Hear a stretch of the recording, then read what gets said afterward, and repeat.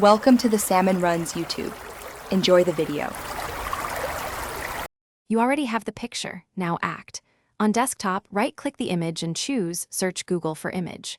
Once done, Google uploads a thumbnail and shows visually similar matches. On mobile, tap the Share button and pick Chrome's, Search Image, or Open Images.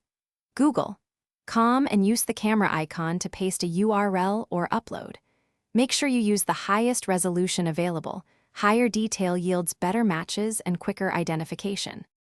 Once you have initial results, broaden the search. You should try Google, Bing, and TinEye because each engine indexes different sites. One may find the original source. If the image has clutter, crop to the distinct object and research to reduce false positives.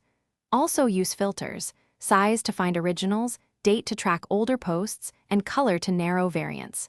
Make sure to compare file sizes and thumbnails. Originals are usually larger and linked to authoritative pages. You're close, verify before you conclude. Click promising matches, read surrounding text, and confirm the hosting site's credibility. That explains why the image exists.